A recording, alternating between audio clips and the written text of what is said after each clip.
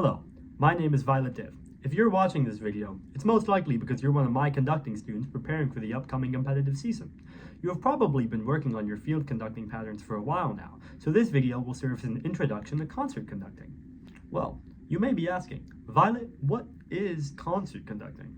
Well, you've been focusing on field conducting recently, which is the marching band or drum corps style of conducting that's very focused on clarity and being large and grand with cues and patterns, because you're conducting an ensemble that's very far away from you, moving and playing.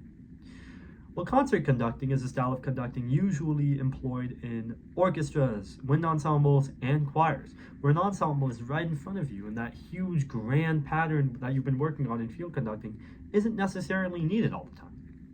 Most concert conducting is done with a baton, while there are some exceptions, such as choral conducting, which is usually done with only your hands, and specific conductors just choose not to use a baton and like using their hands more.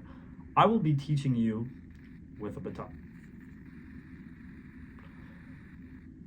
First thing we want to talk about, baton grip. You have the base of the baton here. I put my pointer finger here, my thumb here, wrap everything around it, where most of the weight is being held by these two fingers, like this. Obviously, there are exceptions. Whatever works best for you, you can go ahead and try it. I'm not going to tell you what's the correct baton grip because everyone has their own way of doing it, but this is what I will teach you with. As a little side note, I would like to emphasize the fact that the baton should be treated as an extension of your hand while you're conducting. It should only add to the clarity of your patterns. It should not take away from it. Please do not be really loose with the way you hold your baton. Please be firm and let it move along with your patterns.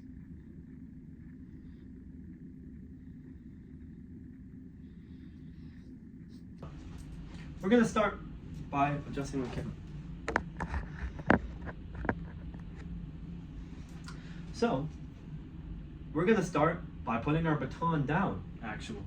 And mind you, if you're at home and you don't have a baton, a pencil works just fine, or any other small, long object that you can find.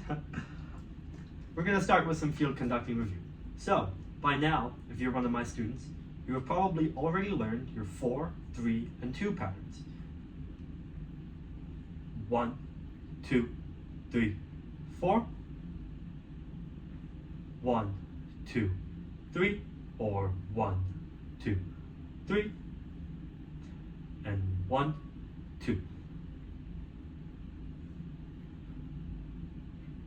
Concert conducting patterns are going to be very similar to that. And I'm going to start showing these to you with an exercise. I want you to try at home doing your 4 conducting patterns a lot more smoothly, and I wish I could find a word. Your concert conducting patterns are going to be very similar. I'm going to show this to you with an exercise.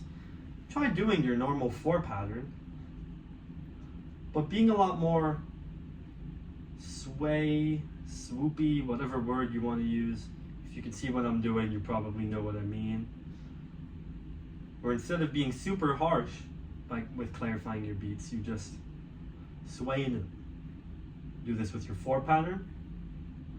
4, 1, 2, 3, 4. 1, 2, 3, 4. Now your 3 pattern, which is 1, 2, 3. So 1, 2, 3, 1, 2, 3, 1, 2, 3.